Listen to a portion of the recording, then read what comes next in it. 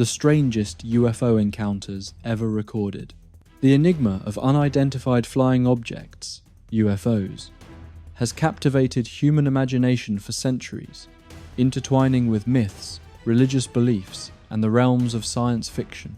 Recent revelations from military pilots, government officials, and intelligence insiders have suggested that UFOs, unidentified flying objects, are not just figments of imagination or misunderstood phenomena, but rather something far beyond our understanding of physics. Could these mysterious encounters be evidence of extraterrestrial visitors? Or are we on the verge of uncovering something far more mind-boggling? Let's dive into some of the most bizarre and unexplainable UFO encounters ever recorded, where the lines between reality and the unknown blur in the most unsettling ways. But before we embark, subscribe to UFO Universe for more deep dives into the unexplained and the extraordinary. In 1974, the phone rang at the offices of a Florida newspaper called The Weekday, located in West Palm Beach.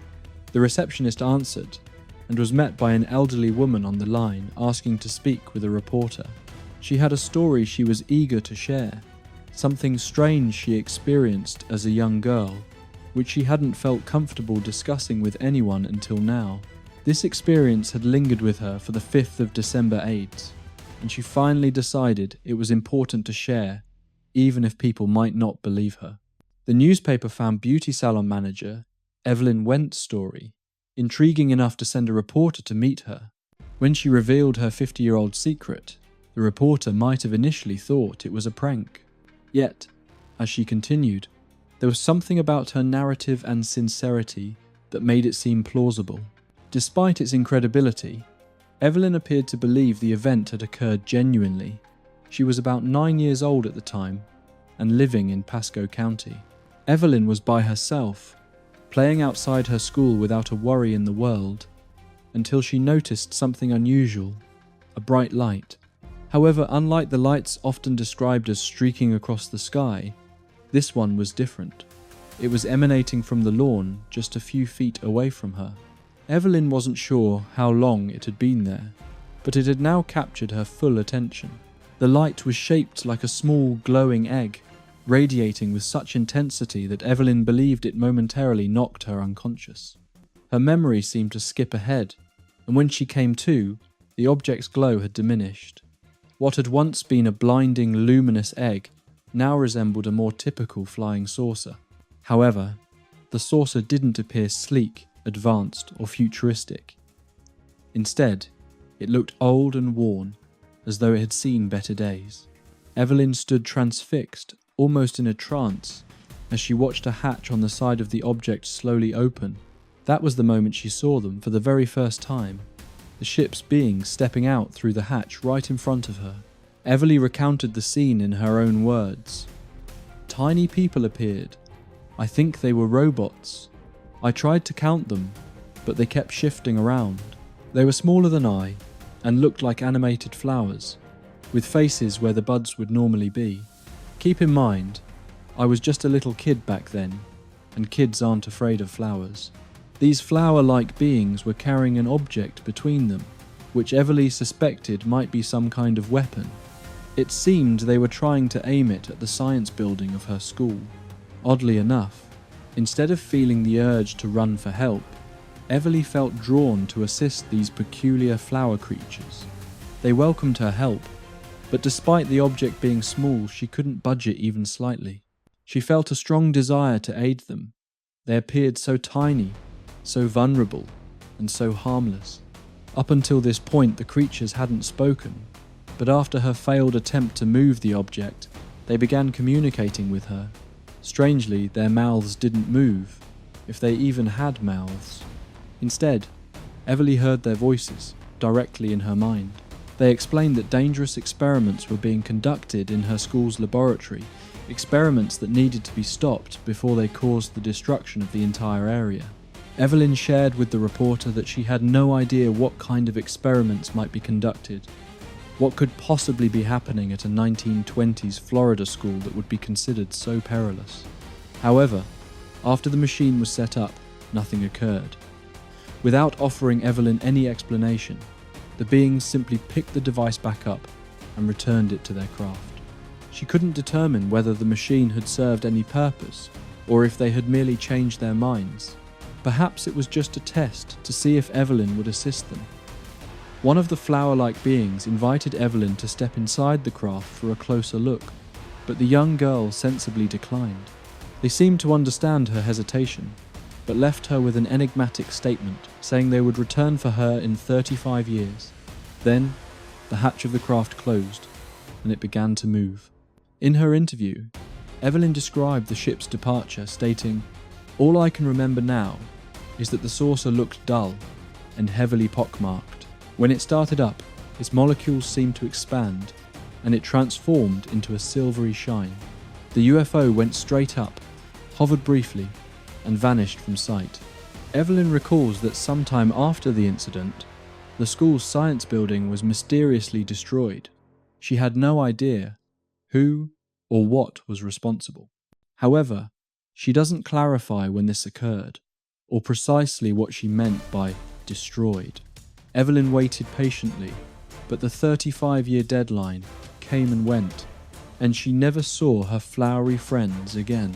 She kept this story to herself for decades, only choosing to share it in the 1970s when she felt people were becoming more receptive to discussions about UFOs.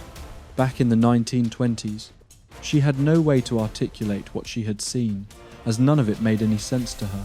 Following her interview, numerous individuals in the UFO community approached her to conduct their own interviews and uncover more details.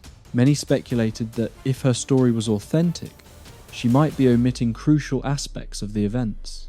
The narrative appeared fragmented, as though certain pieces were missing. As a result, an effort was made to hypnotize her in hopes of uncovering any repressed memories, but this attempt seemingly yielded no success. It's difficult to delve deeply into this story. Evelyn was the sole witness, and her description of events is so extraordinary that it stretches the limits of believability. However, the sheer peculiarity of the story leaves a lingering doubt. It feels too bizarre to have been fabricated entirely. There's also a noticeable resemblance between this incident and the tale of a certain clown from the Isle of Wight, which is difficult to ignore. Whether this event truly occurred or not, Evelyn has undoubtedly provided one of the most unusual UFO accounts ever reported, a story still remembered today as the Dade City Flowers. The peculiar nature of Evelyn's encounter was only the beginning. The next notable UFO case, known as the Dade City Flowers, took place in 1981, when a Danish man named PN encountered an equally strange phenomenon in Dade City, Denmark.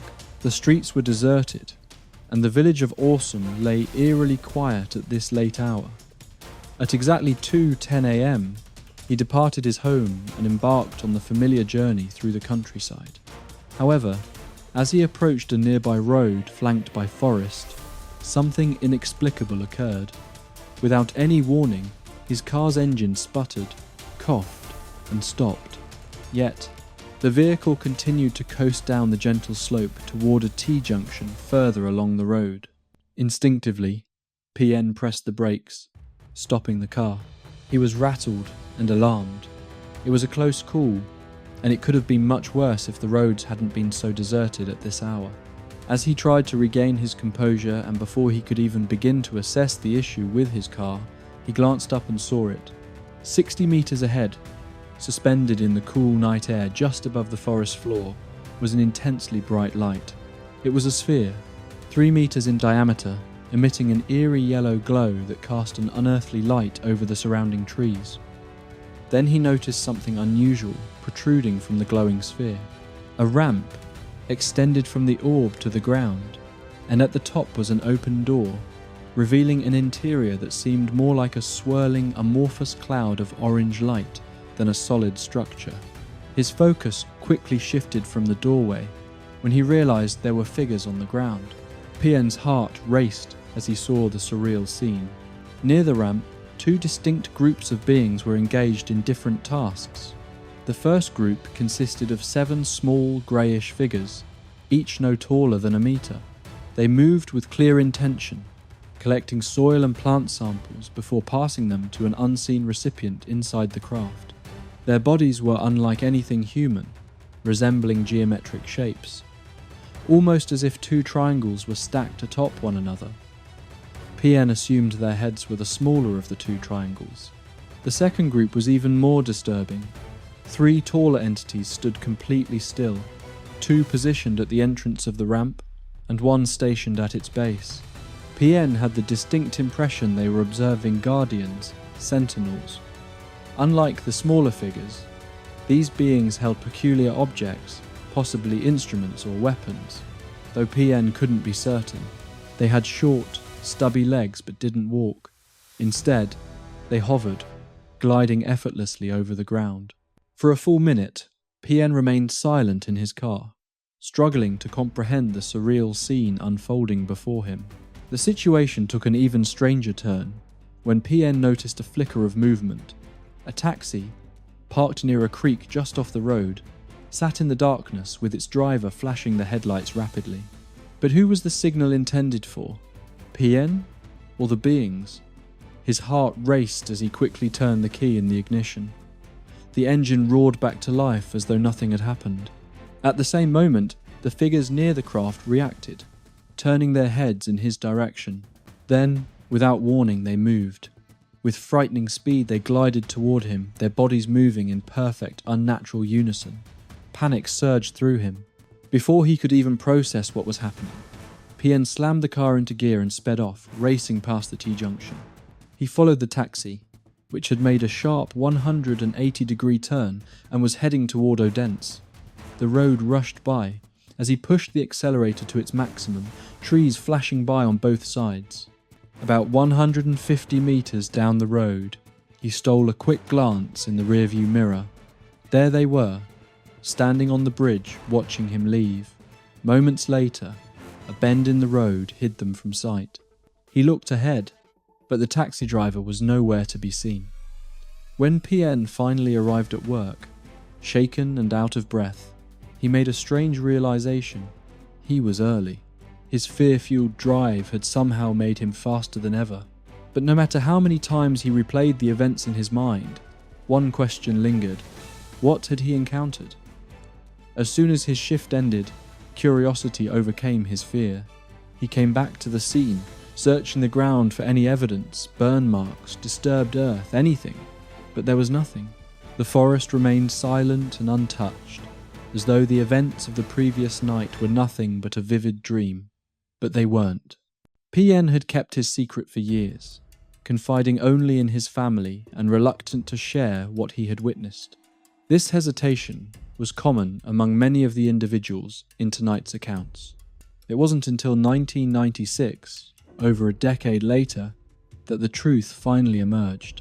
PN's mother, who, along with her husband, had experienced a bizarre incident involving a UFO halting their car, reached out to the Scandinavian UFO Information, SUFOI.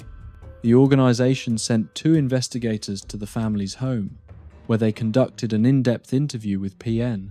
After learning the family had encountered more than one strange event, PN's certainty never wavered. He was adamant about what he had seen. He also disclosed something surprising.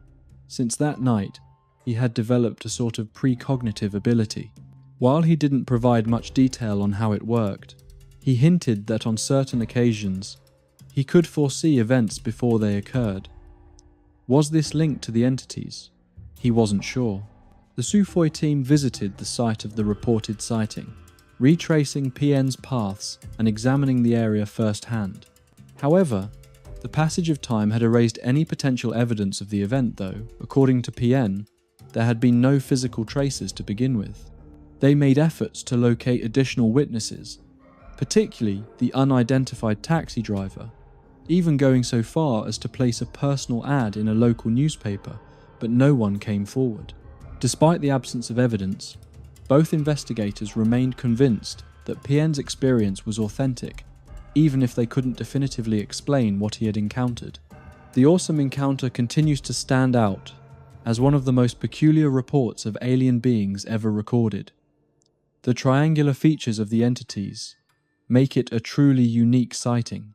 To this day, PN's account remains one of Denmark's most intriguing and unsettling UFO cases. What did PN witness that night? Who was the mysterious taxi driver? Did the beings ever return? Perhaps, somewhere out there, the watchers still remain. Alright, now, let's take a brief detour from the topic of aliens, because, according to some accounts, there's another unexplained phenomenon soaring through our skies, one that could be even more menacing. Enter the flying Bigfoot. It was late June in the summer of 2005 when an ordinary drive home turned into something extraordinary. The witness, who chose to remain anonymous, was driving a small Mazda along Highway 12, heading northeast from Walla Walla, when something unusual caught his attention in his peripheral vision. At first, he dismissed it as nothing more than a large black plastic bag being carried by the wind. He continued driving, only vaguely aware of the strange object floating to his right. But as he approached Way Station 51, just past the Walla Walla airport, the situation became undeniably strange. What he saw was no plastic bag. The object had a distinct form, movement, and, most astonishingly, a humanoid shape.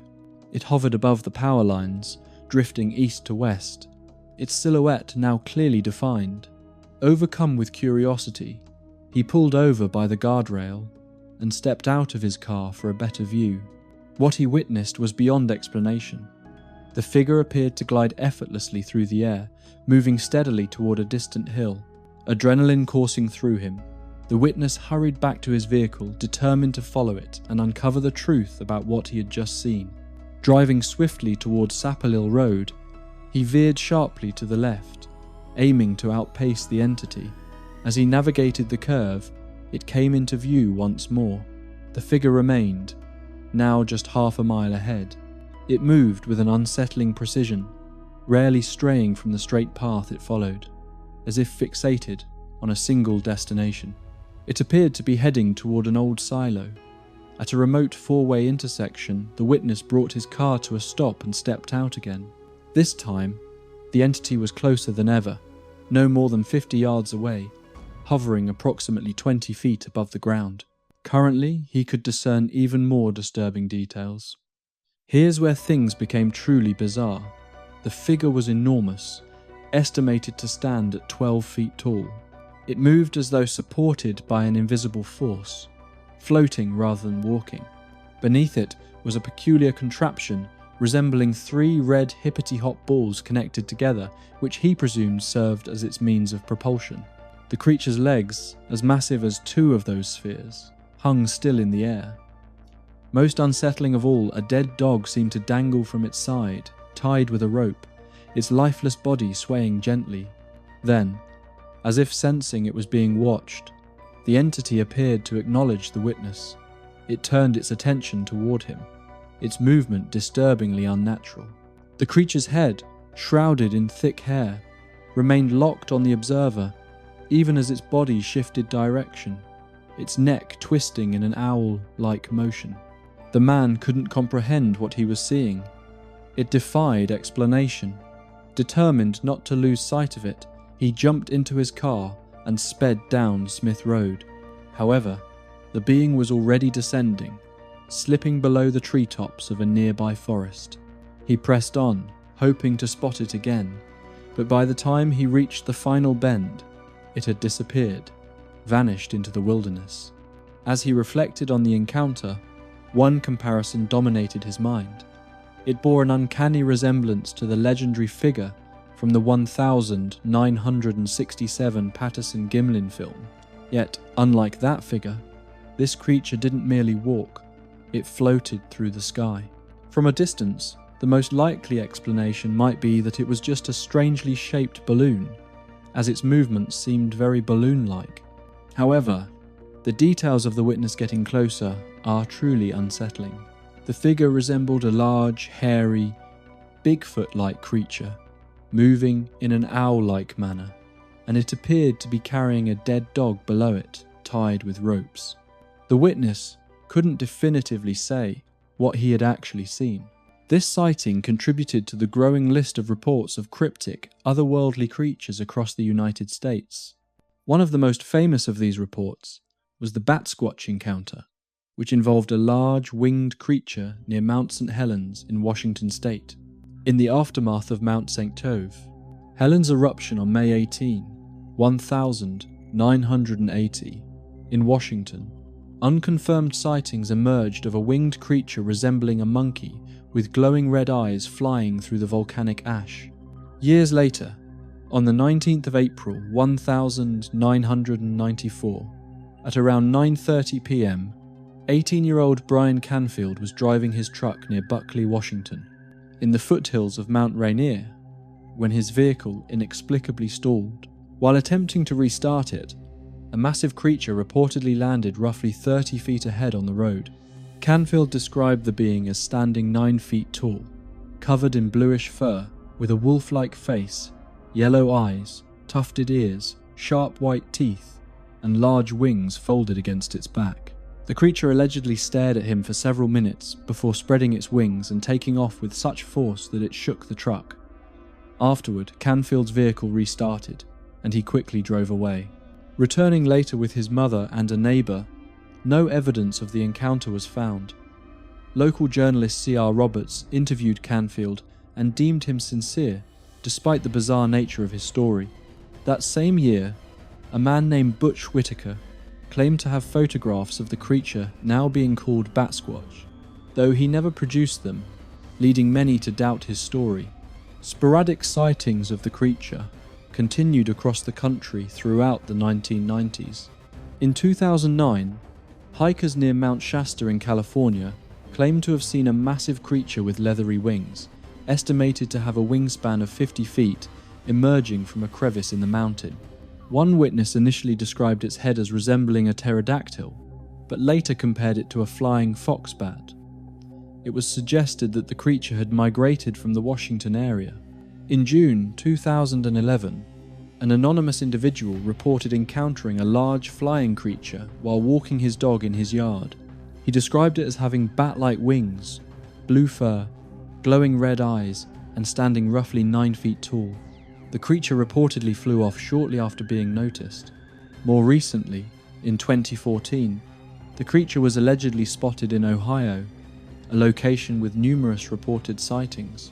Students in a second-period Spanish class at Archbishop Hoban High School in Akron, Ohio, claimed to see a giant black figure, approximately 9 feet tall with a wingspan of 20 to 30 feet, quickly flying past their classroom window. So, when people urge you to watch the skies, it might not be UFOs we need to worry about, but rather these mysterious 9-foot bat-like creatures. In another situation, on a chilly Valentine's Day morning in 1967, Claude Edwards, a straightforward farmer from Tuscumbia, Missouri, found himself at the heart of an inexplicable encounter. As he stepped outside to begin his usual chores, he immediately sensed something was amiss. Approaching his barn, he noticed an eerie silence across the farm. None of the animals were making a sound. Glancing to his right, he saw his cattle gathered together in the eastern field, all staring intently in the same direction beyond the barn. Following their gaze, Edwards was stunned to see an extraordinary sight: a massive, mushroom-shaped object resting in the nearby meadow. The structure, dull greyish-green in colour, stood on a tubular base. Mesmerised, Edwards kept moving toward the barn, his eyes fixed on the bizarre object. After setting down his feed bucket and securing the barn doors, he turned back toward the strange craft, and that's when he noticed something else. Beneath the peculiar structure, a group of small figures was moving hurriedly. From approximately 70 feet away, he closely observed the creatures in remarkable detail. They were small, standing no more than 3 feet tall, and their skin shared the same greyish-green tone as their craft. Their large, widely spaced black eyes, though Edwards speculated these might have been goggles rather than actual eyes, gave them an eerie appearance. What struck Edwards even more was their rapid movements. Their lower bodies were obscured, and their arms flailed in such a way that it was hard to discern if they had hands. A dark protrusion, possibly a breathing device, extended from the area where their noses and mouths should have been. Edwards would later famously describe them as green penguins from outer space. Edwards, in what could be considered an unusual yet somewhat understandable reaction for a UFO witness, grew furious at the strange penguin-like beings trespassing on his property. These mysterious intruders had startled his cattle and invaded his farm, and he wasn't about to stand by passively. Determined, he climbed over the nearest fence. Grabbing the largest rocks he could find, Edwards began marching toward the beings, seemingly intent on damaging the UFO rather than simply scaring them off. His goal was to inflict enough harm on the craft to prevent it from taking off. However, as he approached within just 15 feet, something extraordinary occurred. He encountered an invisible barrier. There was no visible or physical obstruction, yet he found himself unable to move any closer. From this short distance, Edwards was able to observe the craft in greater detail. The domed structure measured approximately 18 feet across, with a peak height of about 8 feet. Its hull appeared metallic but strangely soft, as though made from an advanced seamless material. Evenly spaced along its surface were oval-shaped cutouts, roughly a foot wide, emitting pulsating multicolored lights. It was unclear whether these were windows or simply a source of illumination, but the shimmering glow was captivating. After taking in the sight, Edwards stepped back slightly, lifted a heavy rock, and threw it at the craft. The stone hit the invisible force field, bounced off harmlessly, and fell silently to the ground. Refusing to give up, he threw another rock, only to face the same outcome. The beings beneath the craft reacted immediately, retreating behind the tubular structure at the base of the ship, seemingly using it to re-enter. Suddenly, the entire craft shifted, tilting toward him, then tilting again in a different direction. On the third tilt, it lifted off the ground, ascending effortlessly into the air. There was no visible propulsion, no engine noise, nothing to indicate how it moved. It simply rose silently into the sky. As Edward stood motionless in amazement, the craft ascended with incredible speed before leveling off and speeding northeast, vanishing towards St. Elizabeth. The entire ordeal lasted no more than 10 minutes, but it left a lasting impression on Edwards, haunting him for the rest of his life. What makes the story even more fascinating is what unfolded afterward. Edwards chose to keep the incident mostly to himself, confiding only in his family. However, his brother was adamant that this experience was significant and needed to be shared regardless of how it might affect Edwards' reputation. Edwards had good reason to be hesitant. He claimed to have seen what he described as space penguins gathered beneath a metallic mushroom. This was not the kind of story a farmer wanted circulating in his local community. Despite his reluctance, his brother reached out to UFO investigator Ted Phillips and urged Edwards to share his account. After much persuasion, Edwards finally agreed, on the condition that Phillips would not disclose his identity. Edwards later participated in a few minor interviews, but he reportedly insisted on remaining anonymous in those as well. The complete story of his encounter with the space penguins was only made public after Edwards' death. Otherwise, on the morning of the 18th of April, 1961, Joe Simonton, a 54-year-old plumber from just outside Eagle River, Wisconsin, experienced an extraordinary event. Around 11 a.m., while washing dishes, Joe was startled by an unusual noise, resembling the screech of car tires on a sharp turn. Curious, he looked outside and was shocked to see a metallic object descending from the sky, moving straight down like an elevator. Initially, he thought something might have happened to his roof, but the object's bright, unfamiliar appearance suggested otherwise. Rushing outside to investigate, Joe found himself face to face with a shining, chrome-like craft hovering above his driveway.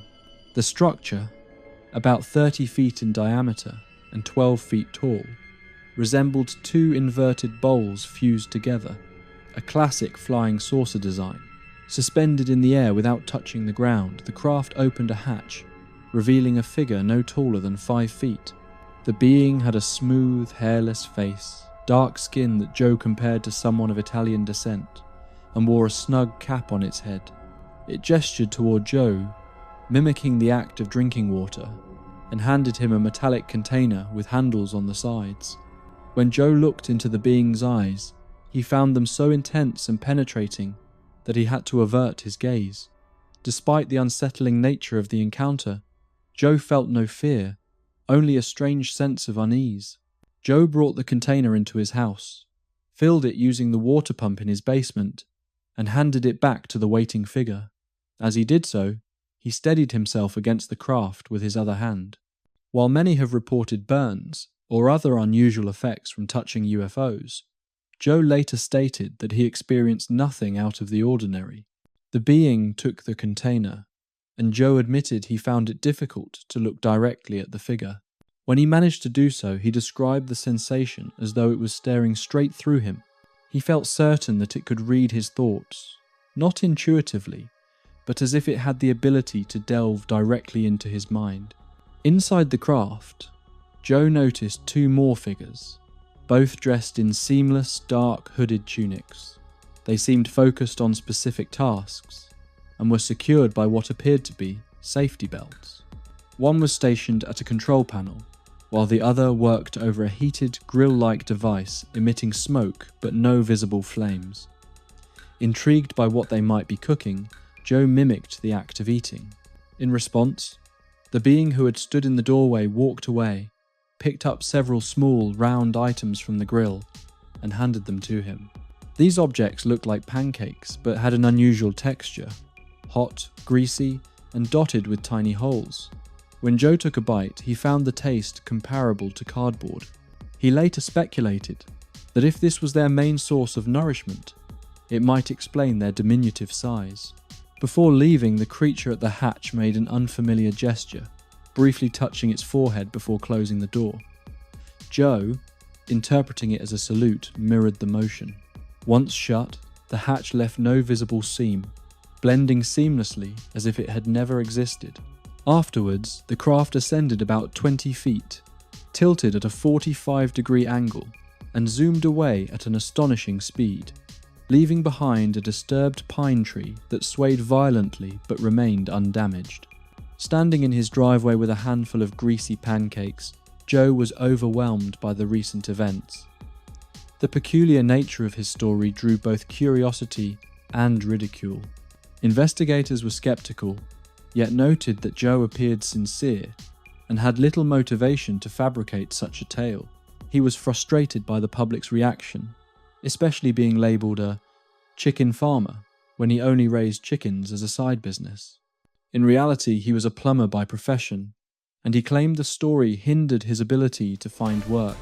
Many people were reluctant to hire the pancake alien guy. Interestingly, after the encounter, 23 of Joe's chickens died, all passing away swiftly after the visitors had been to the farm. Simonton kept a few of the unusual pancakes and later showed them to Judge Franklin Carter, a local UFO enthusiast. Intrigued by the claim, Carter arranged for further analysis. One of the samples was ultimately sent to the National Investigation Committee on Aerial Phenomena, NICAP, a civilian UFO research organization headed by retired Marine Major Donald Kehoe. While NICAP initially claimed they did not examine the sample, contradictory reports indicated it was analyzed and found to consist of ordinary earthly materials, primarily buckwheat flour. The NICAP team appeared reluctant to delve deeply into this case, considering it too trivial and unlikely to be taken seriously by the public. In conclusion, the strangest UFO encounters ever recorded are not merely the product of fanciful imagination, but represent real, unexplained phenomena that continue to baffle both witnesses and scientists alike. From glowing lights and robotic flower creatures, to giant humanoid figures and metallic pancake aliens, these encounters raise profound questions about the nature of our universe and the possibility of extraterrestrial life. While definitive answers remain elusive, The growing body of evidence and the ongoing exploration of UFO sightings suggests that the truth may be far stranger than we ever imagined. And that brings us to the end of today's exploration. Thank you for watching and joining us on this adventure. If the mysteries of space and alien life fascinate you, make sure to like this video and subscribe to the UFO Universe channel. There's so much more waiting in the shadows of the cosmos, and we're just getting started. See you in the next one.